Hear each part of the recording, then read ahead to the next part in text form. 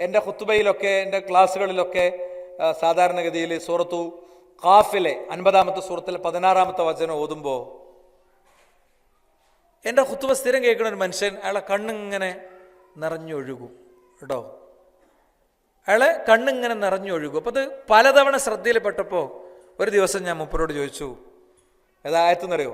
വലഖദ് ഖലഖ്നൽ ഇൻസാന വനഅലമു മാ തുവസ്വിസു ബിഹി നഫ്സു വനഹ്നു അഖറബു ഇലൈഹി മിൻ ഹബ്ലിൽ വരീദ്. വലഖദ് ഖലഖ്നൽ ഇൻസാൻ, നാമാണ് മനുഷ്യനെ പടച്ചത്. പിതാവിൻ്റെയും മാതാവിൻ്റെയും ശരീരത്തിലെ 2 കുഞ്ഞു കണങ്ങൾ 20 മുതൽ 40 ലക്ഷം വരെയുള്ള ബീജബിന്ദുക്കൾ പിതാവിൻ്റെ 1/2 മില്ലി ശുക്ലത്തിലുണ്ട് എന്നാണ്. ജീവിക്കാൻ സാധ്യതയുള്ള അത്രത്തോളം ബീജങ്ങളുണ്ട്. അതിലൊന്ന് മാതാവിൻ്റെ അണ്ടവുമായി കൂടിച്ചേർന്ന് അണ്ടവാഹിനിക്കുഴലിലെ ഒരു യാത്ര കഴിഞ്ഞ് അതിങ്ങനെ ഭ്രൂണമായി സിക്താണ്ഡമായി അതിന് എല്ലുകൾ വളർന്ന് മാംസങ്ങൾ കൊണ്ട് മൂടി ആർത്തു കരയുന്നൊരു കുഞ്ഞുവാവയായി ഇത് ഭൂമിയിലേക്ക് പിറന്നു വീഴുന്ന പ്രക്രിയ ഉണ്ടാക്കിയ റബ്ബ് ആ റബ്ബ് പറയാം, ഞാനാണ് മനുഷ്യനെ സൃഷ്ടിച്ചത്. വനഅലമു മാ തുവസ്വിസു ബിഹി നഫ്സു, അവൻ്റെ ഉള്ളിലെ എല്ലാ സംഘർഷങ്ങളും എനിക്കറിയാം. വനഹ്നു അഖ്റബു ഇലൈഹി മിൻ ഹബ്ലിൽ വരീദ്, അവൻ്റെ കണ്ടനാടിയോളം ഞാൻ അടുത്തുണ്ട്.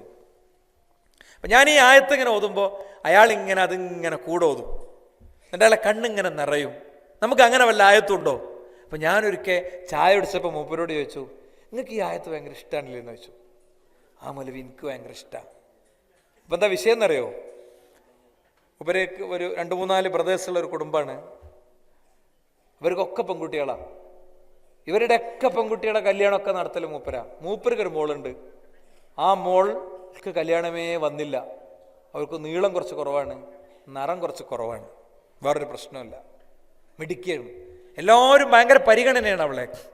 ഓരോ കല്യാണ പന്തലും അവൾ ഓടി നടക്കും. അനിയത്തി കുട്ടികളെ ഒരുക്കി പറഞ്ഞേക്കാനും അവർക്ക് മൈലാഞ്ചിട്ട് കൊടുക്കാനൊക്കെ അവളുണ്ടാകും. മൗലവി പിന്നെ എല്ലാവരും പോയതിൻ്റെ ശേഷം അവൾ കുറച്ച് നേരം റൂമിലിരിക്കും. എനിക്കറിയാം എൻ്റെ മോള് കരയാണെന്ന്. അപ്പം എനിക്കുള്ള സമാധാനം എന്താ അറിയോ? വലഖദ് ഖലഖ്നൽ ഇൻസാൻ, നാമാണ് മനുഷ്യനെ പഠിച്ചത്. വനഅലമു മാ തുവസ്വിസു ബിഹി നഫ്സു, അവൻ്റെ ഉള്ളിലെ എല്ലാ ചിന്തകളും എല്ലാ വേദനകളും നൊമ്പരങ്ങളും കടലടിക്കുന്ന ഹൃദയത്തിൻ്റെ ചോദ്യങ്ങളും അതൊക്കെ റബ്ബിനറിയാലോ. ഒരു പരിഹാരം ഉണ്ടാകും എന്ന് എനിക്ക് ഉറപ്പാണ്. ആ ഉറപ്പുമാണ് ഞാൻ പോണത് അല്ലേ.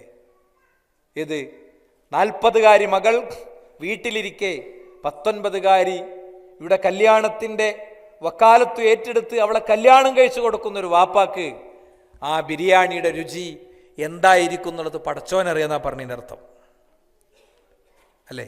പടച്ചോനറിയാന്നാണ് പറഞ്ഞതിൻ്റെ അർത്ഥം. കുട്ടിക്ക് കുപ്പിപ്പാലും കൊടുത്ത് ICUവിൻ്റെ മുന്നിൽ അബോധാവസ്ഥയിൽ ഉള്ളിൽ കിടക്കുന്ന ഭാര്യയെയും കാത്തിരിക്കുന്ന ഒരു ഭർത്താവിൻ്റെ ഉള്ളിലെ നൊമ്പരക്കടൽ പടച്ചോനറിയാന്നാണ് അതിൻ്റെ അർത്ഥം. ഇന്നലെ എൻ്റെ ഭർത്താവിനെ നഷ്ടപ്പെട്ടു. ഇന്ന് ഭർത്താവില്ലാത്ത റൂമിൽ ഒറ്റക്ക് കിടക്കുമ്പോൾ വിധവയെന്ന് ലോകം വിളിക്കുമ്പോൾ ഇനി ഈ കുട്ടികളെയും കൊണ്ട് ഞാൻ എന്ത് ചിന്തിക്കും, ഞാൻ എങ്ങനെ മുന്നോട്ട് പോകുമെന്ന് അസ്വസ്ഥമായി ചിന്തിക്കുന്ന ഒരു വിധവയുടെ അന്തസംഘർഷങ്ങളെ എനിക്കറിയാമെന്നാണ് ആ പറഞ്ഞതിൻ്റെ അർത്ഥം. നിശ്ചലമായ ഭർത്താവിൻ്റെ ശരീരവും കൊണ്ട് ആംബുലൻസിൽ വീട്ടിലേക്ക് പോകുന്ന ആ ഫ്രീസറിന്റെ മുകളിൽ തലവെച്ച് കരയുന്ന ആ പെണ്ണിന്റെ മനസ്സിന്റെ മനോഗതങ്ങൾ എന്താണെന്ന് അള്ളാഹുവിനറിയാന്നാണ് പറഞ്ഞതിൻ്റെ അർത്ഥം. ആ ബോധ്യമുള്ള ഒരാൾക്കൊരു പ്രശ്നമല്ല. പടച്ചോൻ എനിക്കുള്ള റിസ്ക്, ഞാൻ കഴിക്കേണ്ട ഓരോ അരിയിലും എൻ്റെ പേര് എഴുതി വെച്ചിട്ടുണ്ടാകും എന്നുള്ള ബോധ്യമുള്ളിടത്തോളം കാലം ഒരു പ്രശ്നം ഉണ്ടാവില്ല. ഇതാണ് ഇസ്ലാം മുന്നോട്ട് വെക്കണേ അള്ളാഹുവിലുള്ള വിശ്വാസത്തിൻ്റെ കരുത്ത്. ആ കരുത്തിലല്ലേ എത്രയോ ജീവിതങ്ങൾ അതിജീവിച്ചു പോകുന്നത്.